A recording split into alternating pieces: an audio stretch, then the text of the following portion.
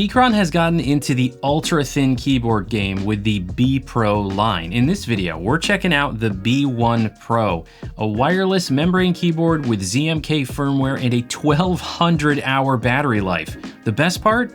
It's $39.99.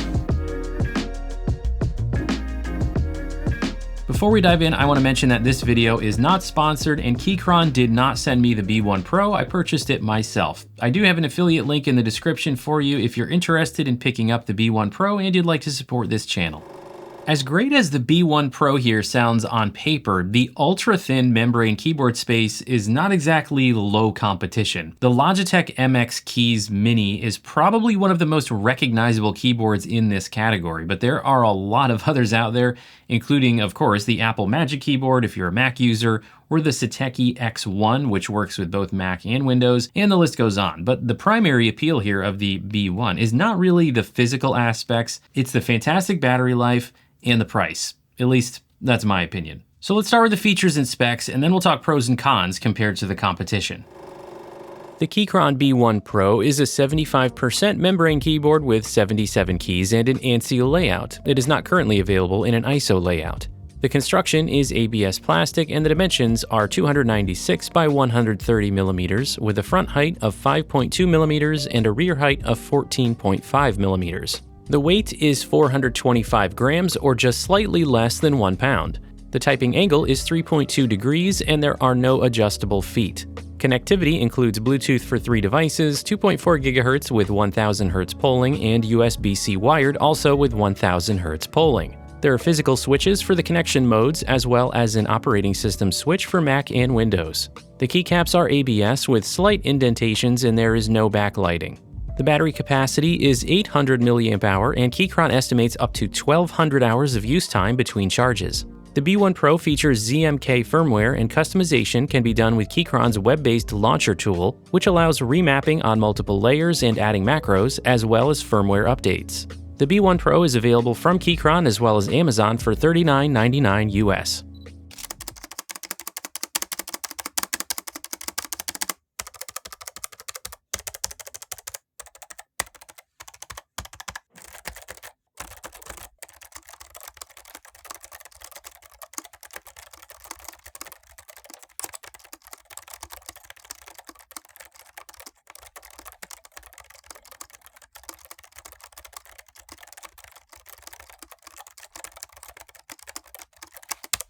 All right, let's talk about some pros and cons for the B1 Pro from Keychron, and then we'll also talk about how it compares to some of the main competitors in this category. Let's start with some pros here, and for this price, there are certainly a lot of pros. First of all, we have a great wireless polling rate. For 2.4 gigahertz, we have a 1000 hertz polling rate. That's something you generally find in higher priced keyboards. So you've got multiple ways to connect, and that 2.4 gigahertz polling rate is enough for gaming use. Not that this is a gaming keyboard or anything, but you certainly could use it because of that polling rate. Another big pro here is customization, and that's something you don't find in many competitors for this type of keyboard, for this type of membrane ultra low profile keyboard. The MX Keys from Logitech does have minimal customization through Logitech's software. The X1 has none, and then you've got the Apple Magic Keyboard. Of course, there's always software customizations you can do on your operating system, but I'm talking about firmware customization,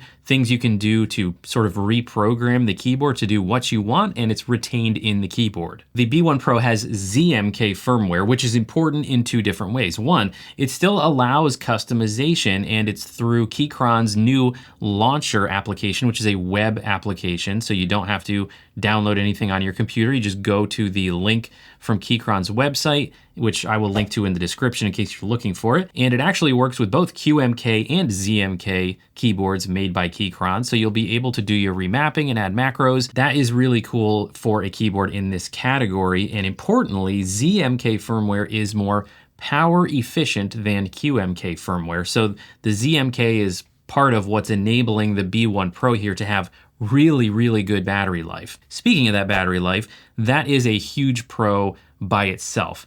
Up to 1200 hours of battery life is better than a lot of the competition in this space. Now, the Logitech has excellent battery life as well. But competitors like the X1 from Satechi only have around 80 hours of battery life between charges, and the Apple Magic Keyboard, maybe about a month. They don't really give a specific figure, but roughly a month between charges for the Apple Magic Keyboard.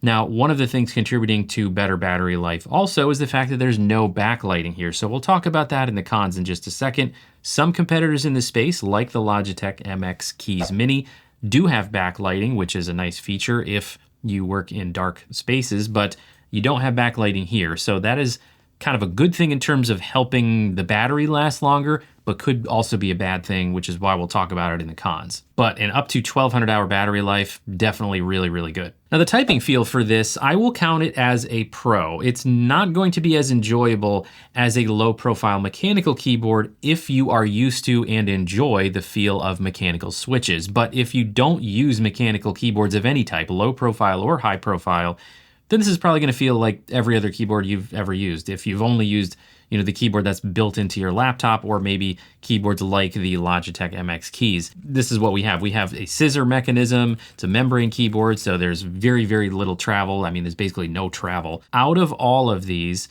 I would say that the B1 Pro is, in my opinion, the most laptop keyboard feeling out of all of them. The MX Keys, for example, this one here has a little bit more of that key travel. They've managed to make it feel like there's a little more travel compared to the B1 Pro, and the keycaps have a little bit more of a depression and indentation here. So I am counting the typing feel and sound of the B1 Pro as a pro, but we will revisit that topic when we get to the neutral and con section in just a second. The keycaps are also nice. Now, these are not, interchangeable keycaps like you would have on a mechanical keyboard, but compared to the competition, I do like these. They have just a little bit of texture to them. They have a very mild indentation, which you don't have on some of the other options in this category, like the Apple Magic Keyboard, which are just flat keycaps, and they are less of an indentation than the MX Keys that I just mentioned a second ago.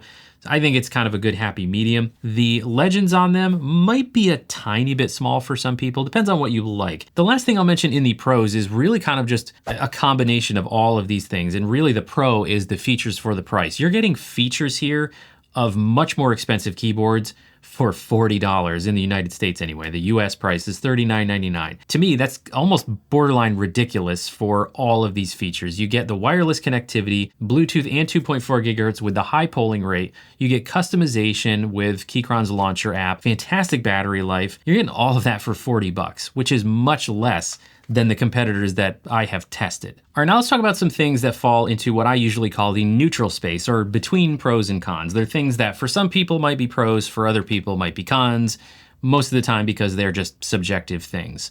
The first, of course, is the design. The white option is nice, and that's something that not every competitor offers, but otherwise it really looks like the MX Keys Mini here. I mean, Keychron didn't really do anything original from a design standpoint, which could be a good or bad thing depending on how you look at it, but, personally I do kind of wish they did something a little more original here. Another thing I put in the neutral category is the build materials here. This could be a con for some people depending on how you look at it, but for me in general, the build quality is good for a price under $50. But if you compare it to the competition at different price points and you kind of ignore the price, maybe you just are looking for the best quality keyboard out there, keyboards like the MX Keys Mini are going to have a little bit more of a premium feel. And I would say the same thing about the X1 from Satechi, as well as the Apple Magic Keyboard if you're a Mac user.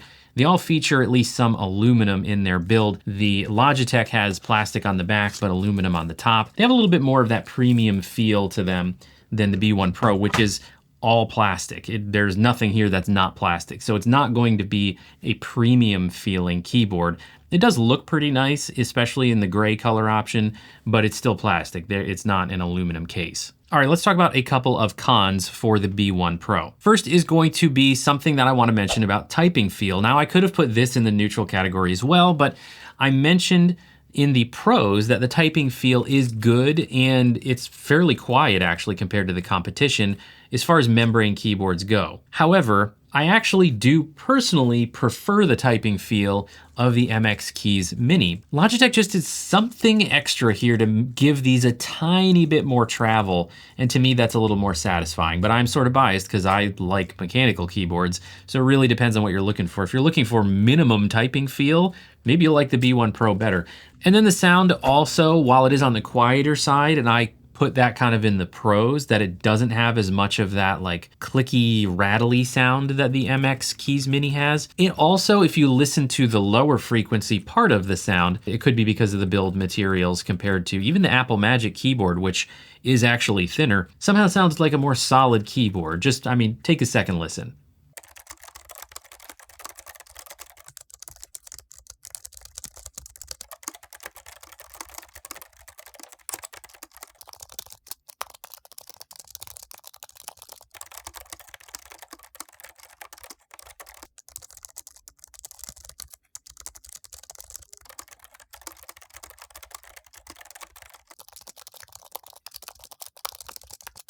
That is subjective, but I am counting it as a con just because, you know, you do sort of feel that more budget price in the sound. Just my opinion though, and that is subjective. Now a con that maybe more people will agree with me on is the lack of backlighting. It is nice to have it as an option. The MX Keys Mini has nice backlighting with Shine Through Legends, so if you do use it in low light, you've always got it there. You've got fantastic battery life if you don't use it, but it's nice just to have it as an option, and it's just not an option at all with the B1 Pro. The only other con is sort of conditional, and that is really whether this layout works for you. This is something that is consistent across all these competitors. This style of keyboard that is sort of emulating a laptop keyboard is not gonna be perfect for everybody. If you look at more traditional layouts, like a 75% layout, like the Nufy Air 75 V2 or the low free flow, you got a little bit more of a sort of a comfortable layout in terms of the arrow keys. You don't have these super tiny up and down arrow keys. You also have some navigation keys. You've got your page up, page down, home, and with sort of a more traditional 75% layout versus these membrane keyboards that use sort of that squished layout that sort of emulates a laptop keyboard. The very last thing that I'll mention here as another potential conditional con is the lack of adjustability with the typing angle. I don't think it would have been super difficult for Keychron to integrate like even one additional typing position with some folding out feet or something like that. The fact that it's missing, I will say it's a con, but it's a minor thing. So in the end, would I recommend the B1 Pro from Keychron? Well, of course, this kind of goes without saying for every keyboard review that I do, but if it meets your needs in terms of the layout and the portability, because it is very compact. I didn't mention that as a pro because that's true of every keyboard in this category. They're all very portable because they're so thin and lightweight. If it meets your needs in terms of the functionality, absolutely I would recommend it because it's got a great set of features for a very affordable price.